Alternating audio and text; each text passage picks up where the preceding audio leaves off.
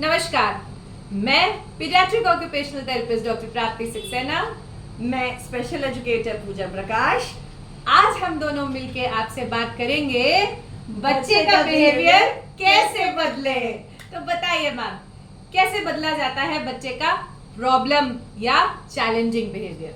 देखिए पेरेंट्स, बहुत सारे पेरेंट्स मुझसे एक प्रश्न पूछते हैं कि मैम मेरा बच्चा बहुत थूकता है, चुटकी काटता है, मारता है, बाल नोचता है, पिंच कर लेता है और जगह जगह खिलौने फेंक देता है। यानी कि सरल भाषा में अगर बोले तो डिस्ट्रक्टिव बिहेवियर या अवांछनीय व्यवहार या अनडिजायरेबल बिहेवियर एग्जिबिट करता है। ऐसी दिशा में हम अपने बच्चे के व्यवहार को कैसे बदल सकते हैं? देखिए, स्पेशल एजुकेशन के पर्सपेक्टिव से मैं अपना पॉइंट बता रही हूँ। सबसे पहली बात, आपको अपने बच्चे में कॉग्निटिव लेवल पर काम करना बाकी है। क्यों?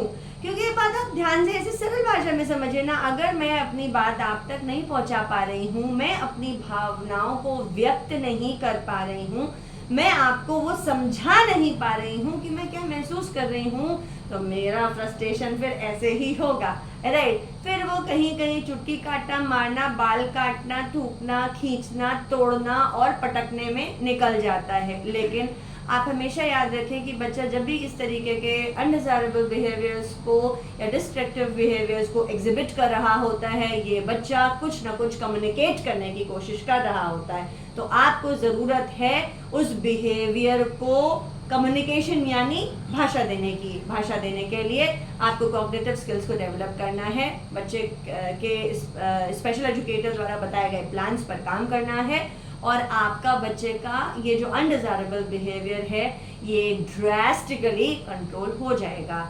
एक और माध्यम है दूसरा कि हम बच्चे के व्यवहार की ABC करें, यानी antecedent, behaviour and consequence. Generally बच्चे ने ये तोड़ दिया, बच्चे ने ये फेंक दिया, बच्चे ने ये पटक दिया, ये तो सबने नोटिस किया, लेकिन तोड़ने, पटकने और फेंकने से पहले क्या हुआ और बाद में, यानी एंटीसीडेंट और कॉन्सिक्वेंसेस क्या रहे, ये किसी ने विचार नहीं किया।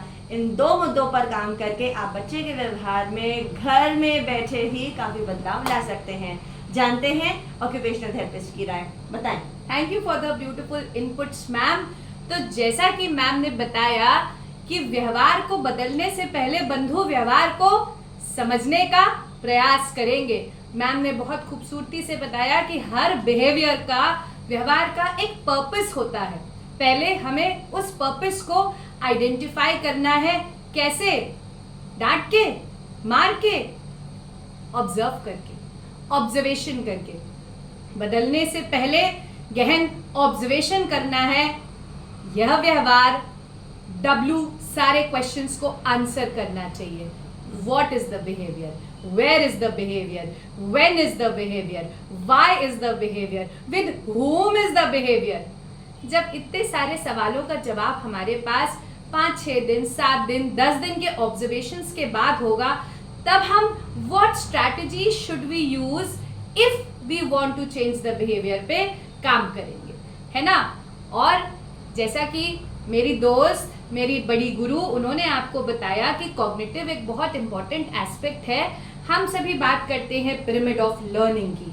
पिरामिड ऑफ लर्निंग का जो पहला सीढ़ी है वो है सेंसरी मोटर, दूसरा सीढ़ी है कॉग्निटिव, तीसरा सीढ़ी है मेरे मित्रों लैंग्वेज और चौथा सीढ़ी है सोशल।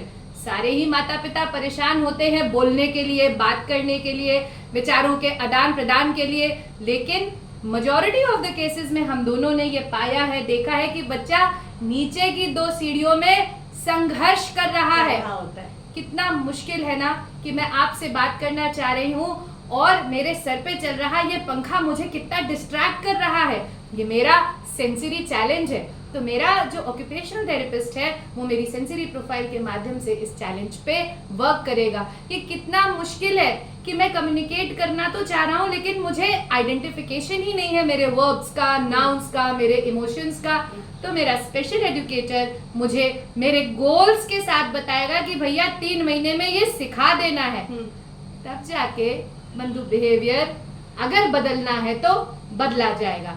हम दोनों दोबारा फिर मिलेंगे एक कॉमन क्वेश्चन को एड्रेस करते हुए। अपने कंसर्न्स एंड क्वेरीज मैम कहाँ भेजना है? नीचे कमेंट बॉक्स में लिख के भेजिए and till that happy parenting वासुदेव कुटुंबकम.